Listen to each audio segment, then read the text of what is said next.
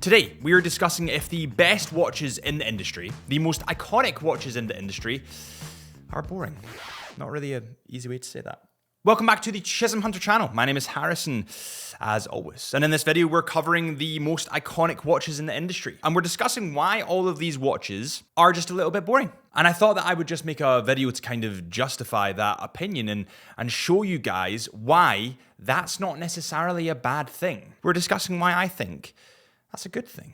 So firstly, you have the Rolex Submariner. Possibly the most recognizable watch in the world, possibly the most talked about watch in the world. And then you have the Omega Speedmaster Hesalite, the one that was on the moon, the one that was in that Apollo mission to the moon, worn by Buzz Aldrin himself. And then you have the Blancpain 50 Fathoms, the GOAT of diving watches, from the oldest watch brand in the world. Not in continuous production, because that was Vacheron Constantin, but the oldest watch brand in the world. And then, if you want to talk about more recent watches, you've got the Black Bay Heritage Monochrome that was released this year, 2024, at Watches and Wonders. All of these watches have a lot of similarities when it comes to colorways. All of these watches are quite discreet. All of these watches fly below the radar. All of them have a classic, timeless nature. Let's just talk for a second about the Black Bay Monochrome that was released at Watches and Wonders 2024, because I feel like that was the watch of Watches and Wonders 2024. All the YouTubers, all the TikTokers, all the Instagrammers, myself included, we all kind of gravitated towards that model. And we even chose that model above the Coke, the Black Bay 58 Coke. But why was that? Because the Black Bay 58 Coke was brightly colored. The Black Bay 58 Coke is what we wanted. The Black Bay 58 Coke is what we asked for. But still, we gravitated towards the more plain, neutral, placid model. Well, my opinion is that typically speaking, more boring watches, if you want to call it that, last through the ages. They last longer than the more bold colors. Can you imagine an older gentleman or lady at, let's say, 70, 80, 90 years old wearing a pink Tudor chrono?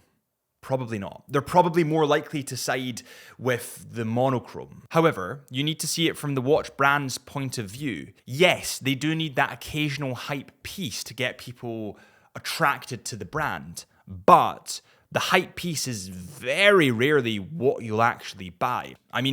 As much as I do love the Black Bay Chrono in pink, would I wear that every day? Probably not. Whereas I would probably wear the Black Bay Monochrome every day. I actually did a shoot for the North Face back in the day when I was doing more photography stuff. And the North Face said to me, we want you to shoot the yellow jacket, to take photos of the yellow jacket. That's the jacket we want to promote, because that's the jacket that gets the clicks, but nobody buys it. Everybody ends up buying the black safe option, or maybe the dark blue safe option. And I think that's true in life as well as in the watch industry. Everybody likes to see the bright stuff. Everybody wants to see the bright stuff.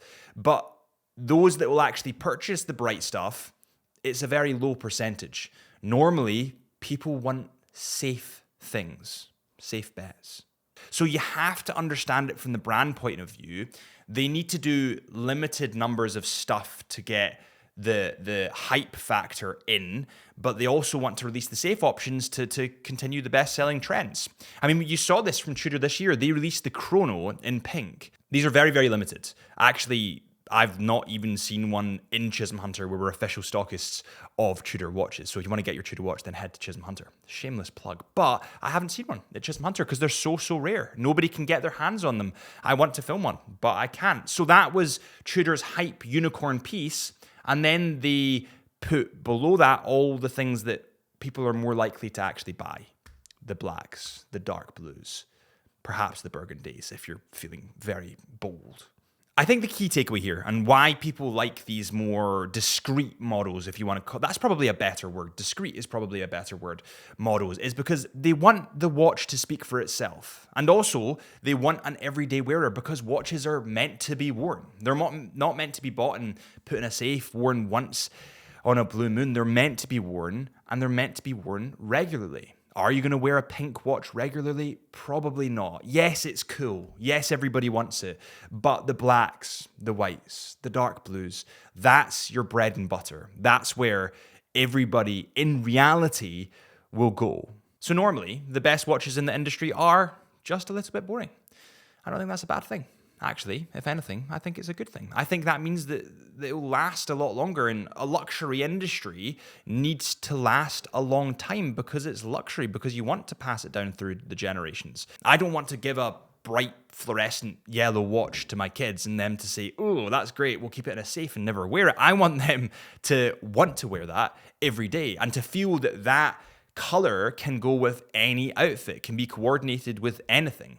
Because that's what makes an everyday wearer. And that's what makes an evergreen, special, historic piece. So the most boring watches, they're normally the ones that last. Can't even remember where I was going to go with this video. I've totally lost everything. Thank you guys so much for watching. If you did enjoy, hit that subscribe button, or follow us on Instagram at Chisholm Hunter Watches, or follow my Instagram at HB Lifelens, or follow our Into the Mind podcast, which is called the Into the Mind podcast, which is my personal podcast. See you soon.